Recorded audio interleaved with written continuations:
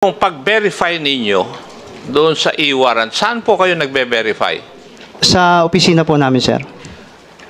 Ano po yung i-verify ninyo? Yung sa system po, sir. Kaya nga, ano ang bine-verify nyo sa sistema? Yun pong status, sir, ng warrant to pare, sir. Yung status? Yes, sir. Whether it's standing or not, or nagbayad na ng piyansa?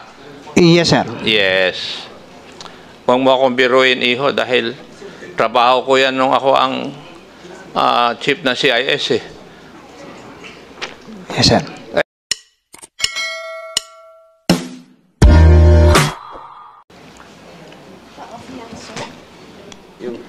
Your Honor. Sir, do you know the person, subject matter of the warrant of arrest? Yes po, Si sir. Kapitan. Kilala mo naman, di ba? Opo, sir. And you've dealt with him several times siguro in the normal functions of your office, correct? Sometimes, sir. Yeah, nakikita mo naman, di ba? Opo, sir. In official functions, etc. etc. Yung pag-ikot niyo siguro, nakikita mo. Yes, sir. You have his number? Cellphone number? Opo, sir. Nasa... Yeah, okay. Now, when you got were you informed that there was a warrant out for him, did you not siguro as a matter of courtesy, Kapitan, may warrant ka dito, nag-bail ka na ba? Hindi mo naman tinawagan at tinanong? Yes, sir. Hindi ko na po natanong, Your Honor. Hindi. Despite the fact nakakilala mo yung tao at hindi naman ganun kalaki yung kaso, di ba? It's I mean, I've been in the practice before, It's normal na parang malit lang yan na kaso, just deal with it, no? Inform mo na lang na, boss, may warrant ka dito, ganyan-ganyan, it's for a minor offense. Just post bail para hindi na namin i-enforce to go to your house. Wala namang ganun na courtesy binigay sa Kapitan. Opo, sir. Opo. Wala.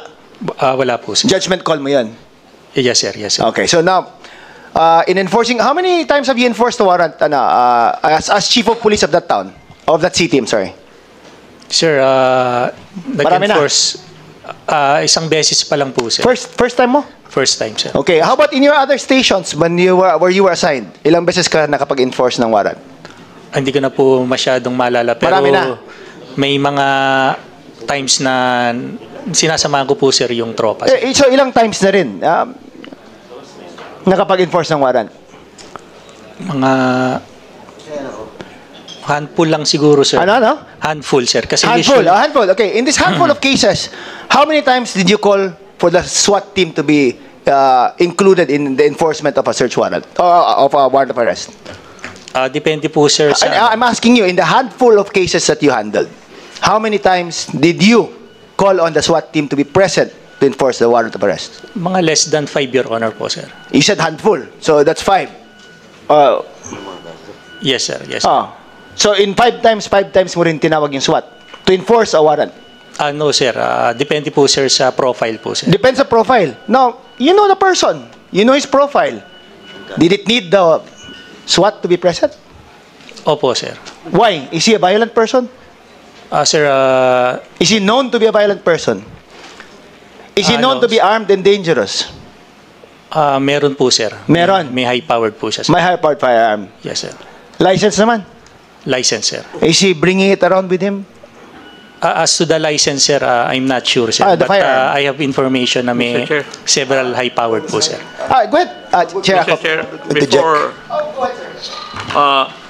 Colonel Valenzuela, sabi po ninyo, dahil merong high-powered firearm, yung barangay captain, ay may tendency na maging violent person. Ako, may high-powered firearm. Ako ba ay pwedeng maging violent person? Maiko-conclude mo ba yun? Hindi po, sir. Hindi po. Bakit ganun ang conclusion nyo kay Kapitan? With the questions asked by the Honorable Flores. Para bang ang insinuation mo, Colonel Valenzuela, is just because mayroon siyang lisensyadong high-powered firearm, he is prone to violence.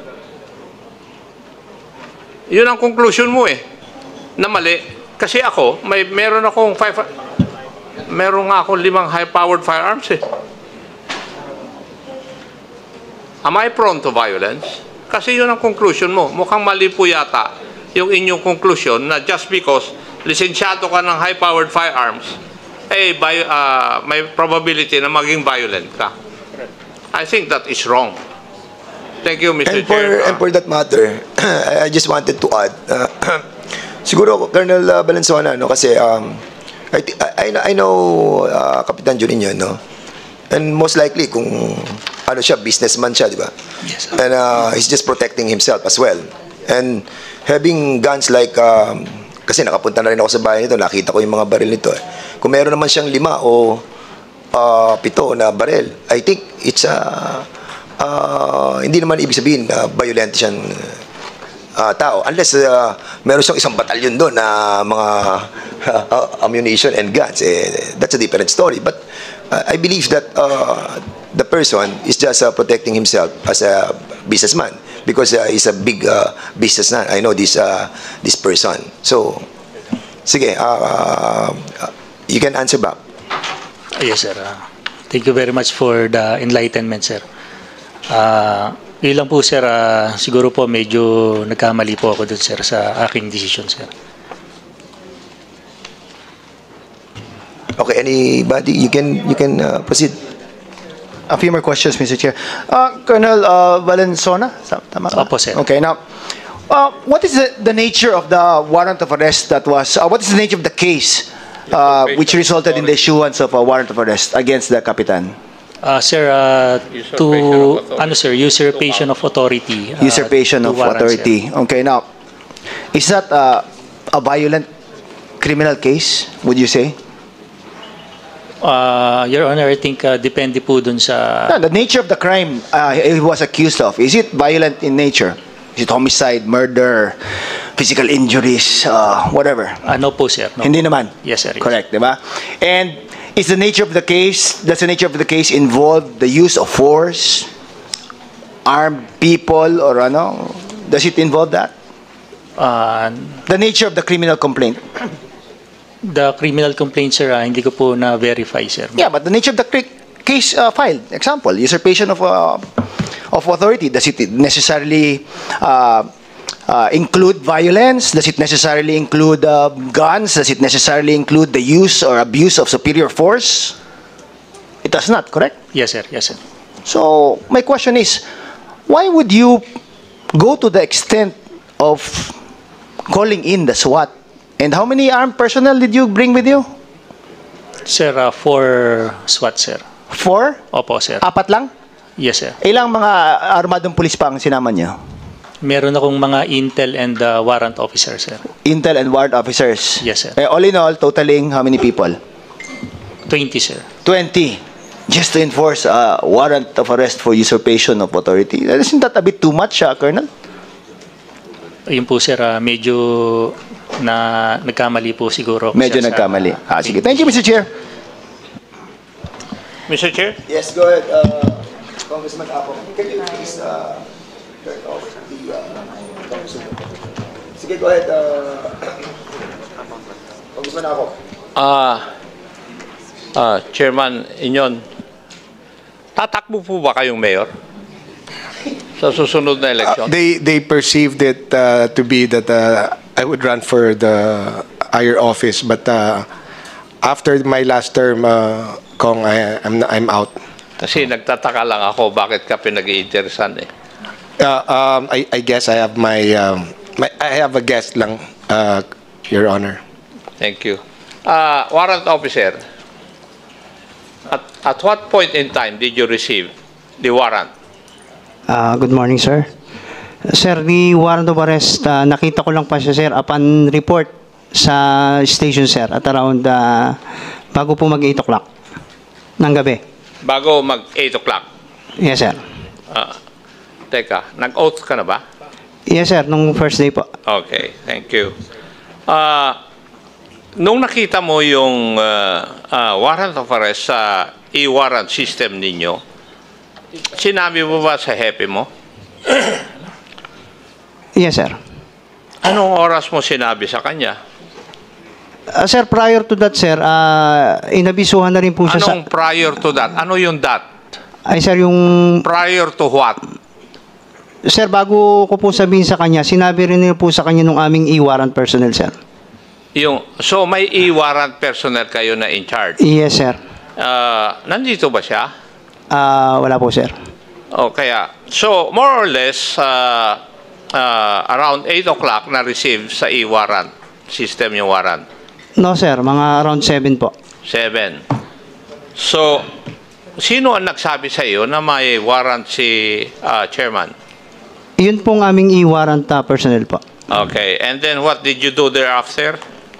Sir, tinanong ko po kung na-verify na po yung warrant, sir, sa e-warrant system. And then, upon verifications po, dinala na po namin yung kopya kay Hepe. Yung pag-verify ninyo doon sa e-warrant, saan po kayo nagbe-verify? Sa opisina po namin, sir. Ano po yung i-verify ninyo? Yung sa system po, sir. Kaya nga, ano ang bine-verify nyo sa sistema? Yun pong status, sir, ng warrant to pare, sir. Yung status? Yes, sir. Whether it's standing or not, or nagbayad na ng piyansa? Yes, sir. Yes. Huwag mo akong biruin, iho, dahil trabaho ko yan nung ako ang chief ng CIS, eh. Yes, sir. Kaya, right there and then, pagka-receive nyo doon sa e-warrant, verify ninyo. Yes, sir. Matanong po kita, kay issue lang yung warrant of arrest, inassume nyo kaagad na alam na nung person concerned of the warrant. Kaya bine-verify ninyo. Hindi ba dapat bigyan nyo muna ng pagkakataon na pag nalaman nung person subject of the warrant of arrest kung na makapagpiyansa? Kasi kararating lang, i-verify nyo kaagad kung standing yung warrant o nakapagpiyansa. Because if we look at the records, the day after April 17, meron ng report yung clerk of court na nakapagbayad na ng piyansa si chairman. Kasi ang pinagtataka ko, bakit kayo aligaga o kaya very, very enthusiastic na iserve kaagad yung warrant of arrest upon receipt? Sir, it was the call of my chief of police, sir. Oh, that's the call of your chief of police. So in other words, para bang sinasabi mo sa amin ngayon na kaya nyo sinerve yung warrant na katatanggap ninyo dahil utos ng chief of police? Ganun po ba? Yes, sir. Yes. Now, may I ask the chief of police, talaga bang utos mo na iserve kaagad yung warrant of arrest as stated by your warrant officer? Pina-verify ko po muna, sir. Ay, hindi. Sagutin mo muna ako. No? Yung tanong ko ang sagutin mo. No, sir. Dahil pina-verify ko po muna, sir. Pine-verify mo. Binirify na nga niya raw eh. Tapos i-verify mo uli. Now, from whom did you verify whether the warrant is standing or not? Pina-verify po ng aking warrant, sir. Doon sa mga communications na dumadating sa amin, sir, kung merong order of bail or recall of warrants. And yung sa aming email, sir, negative naman. And dun sa warrant itself, sir. Hindi ba dapat ang pag-verifyan mo talaga para magkaroon ng guarantee ay yung court of origin? Opo, sir. Opo. Oh, ginawa nyo ba? Opo, sir. Kung binirify nyo sa court of origin, kung standing pa rin yung warrant, dapat malaman ninyo kung nakapagbayad na siya ng piyansa o hindi. Yes po, sir. I believe, sir, nakapag-verify po, sir, ang aking e-warrant. Hindi lang po sila nakasagot po yata, sir. I'm not in the position to answer, sir. Kasi nandito rin yung galing sa court na dated April 18 na nakapagbayad na ng piyansa si chairman. So it's a day after yung pagpunta ninyo. Ang nagtataka ako, Hepe, is that bakit kayo nagmamadali na i-serve yung warrant of arrest when in fact ang sagot po ninyo ang subject, ang krimen allegedly na nagawa ni Kapitan ay usurpation of authority on 2 counts. Diba? Bakit kayo nagmamadali? Eh, siya ay Kapitan. Hindi naman tatakas. Kaya pinagtataka ko yun eh. Kasi sa amin, noon, tinitignan namin yung pinaprioritize namin kung ano yung aaksyonan namin na warrants of arrest na pinapadala ng korte sa amin. Kayo, para bang ang bilis niyong aksyonan? At kung gano'n ang aksyon ng inyo, ng kapulisan, eh meron kayong dahilan. Di ba? May dahilan kayo.